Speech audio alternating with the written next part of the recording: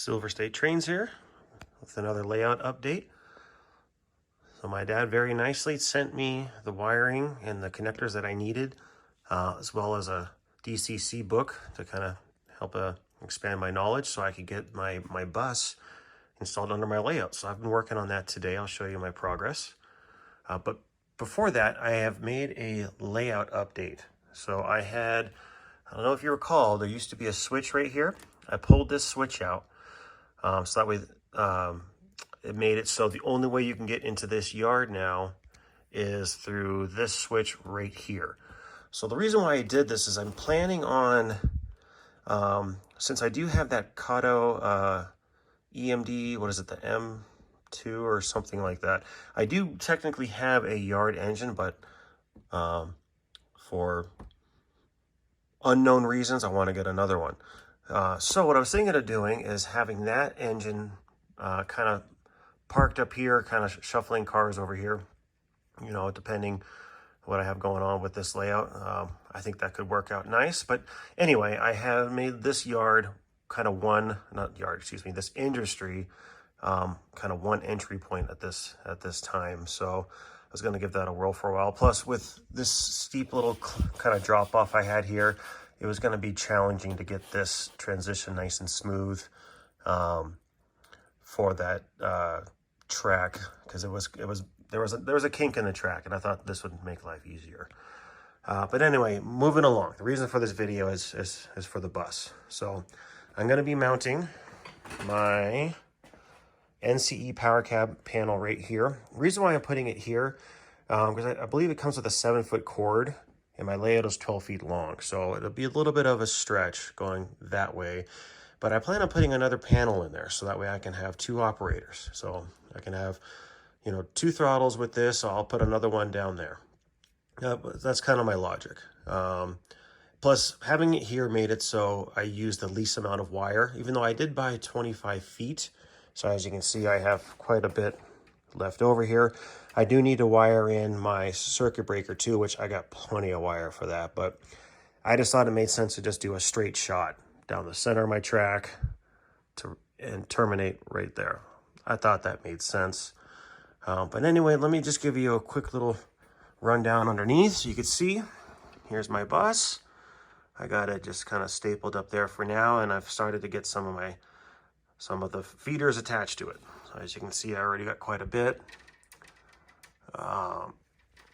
So then my bus runs along here, and I just drilled a very small hole, pretty much the size of the wire, to keep it nice and taut. So I apologize for the shakiness here. All right, and then there's the bus continuing. More wires attached to it. And then it terminates right here. So this whole part of the layout is done. I've actually hooked this up to DC and ran my engine all the way around the loop, and it goes around flawlessly so far. So I'm very happy about that. So what I'll do is at this point I'm going to stop talking. I'll rearrange the camera so you guys can actually see how I'm going to attach this to the bus up there and give some helpful pointers that I have picked up doing this. Again, I am not an expert, but you know, I know there's a lot of new people in the hobby that are watching some of my videos as well. So I thought I would show you guys how I'm doing this, just in case you were curious. It is a lot easier than I anticipated it being, which is good, because, you know, watching so many videos out there, it just looks daunting. But there are hundreds of different ways you could wire a layout, doing different blocks and whatnot, wiring in little kind of tells, as far as I've seen people put in some light bulbs. So if you see that light illuminate, you know you have a short. So things of that nature. That makes it a lot more complicated for the new person in the hobby. But just for my simple layout, this straight run for the bus wire, it could not be any easier attaching these, especially since, you know, the Kato wires are blue and white. I bought blue and white wires. As long as you hook this up correct to your track all the way around, it should be good to go. Famous last words, I know, knock on wood, but you know, there we go. Anyhow, I'm going to stop talking. I'm sure you want to see some work get done.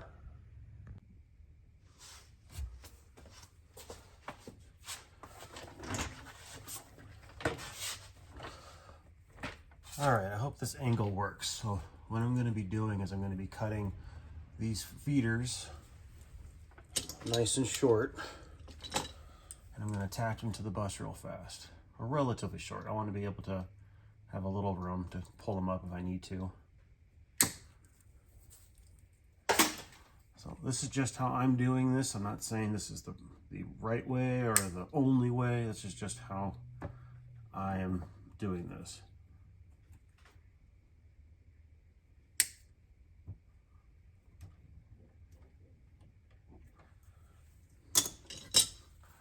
So obviously my bus is running right here. Again, this is 12 gauge. I believe these are 22 gauge from Kato. So I'm just going to strip these down, maybe a little over 1/4 of an inch. I had a really nice wire stripper, but for whatever reason, it does not like 22 gauge wire. And no amount of adjustment will want to make it work for you. Okay, that just ate the wire. Okay.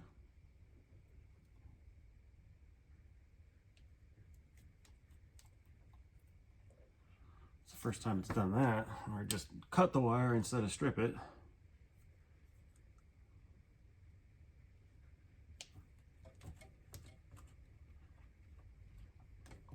Okay, one more.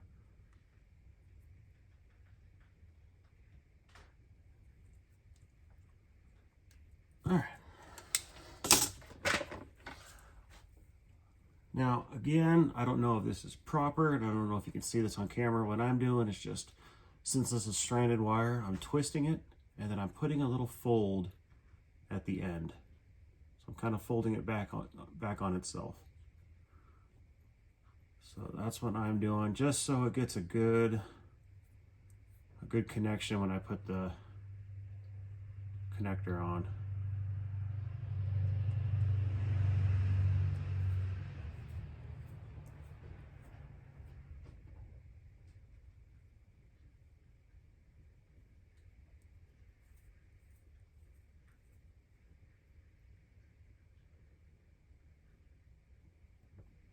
One more.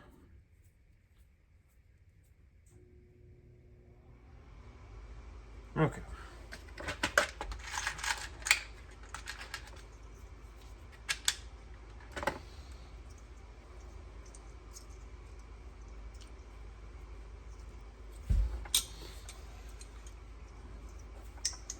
That was close.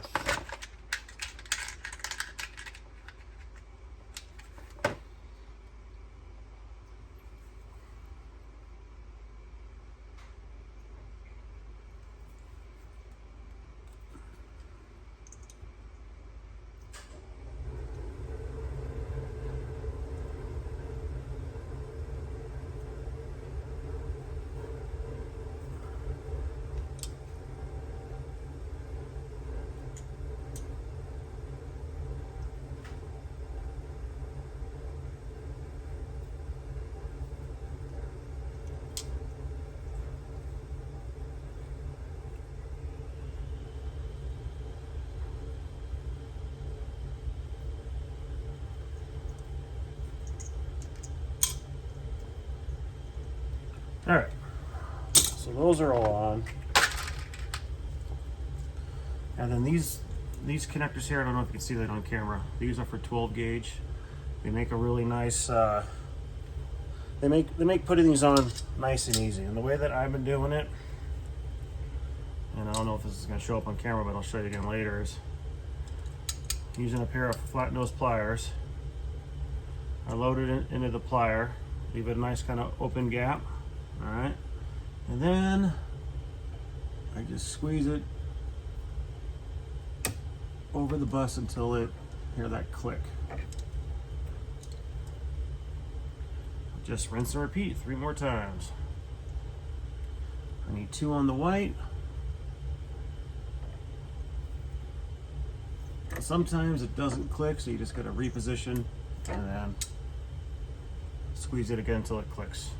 It's a very, very faint click sound, so I don't know if you're gonna pick that up on camera.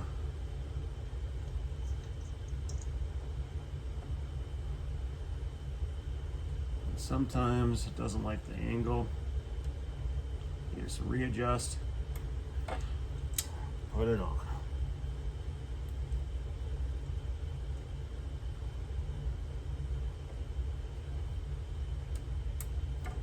All right. Now sometimes these go on easy peasy. Other times they're a real pain.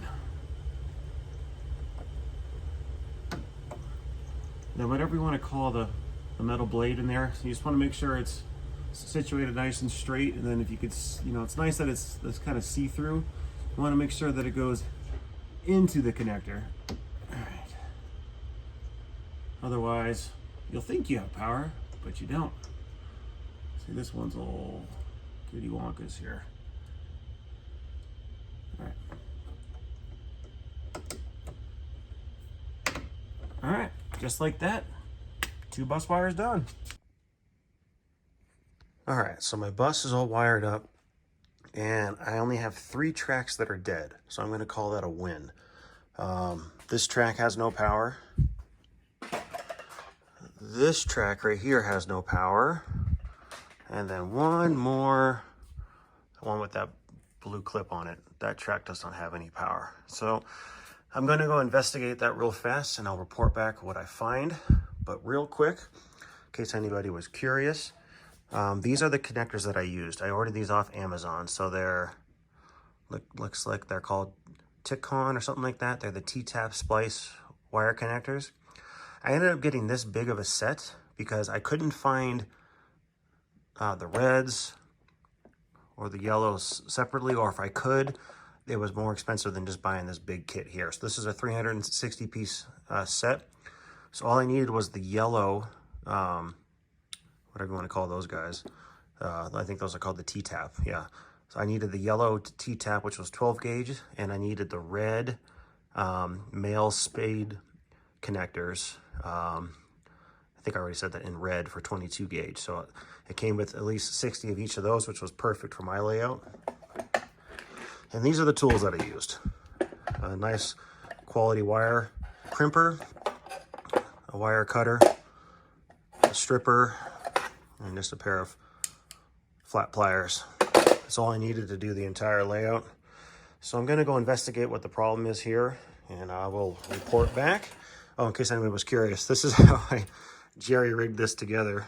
So I had this running to my Kato power pack so I can test this in DC. I figured it'd be easier to do this in DC first because I already know that system. So just so I can at least test the track. And if it works on DC, I figured it'll be just fine on DCC, but we shall see.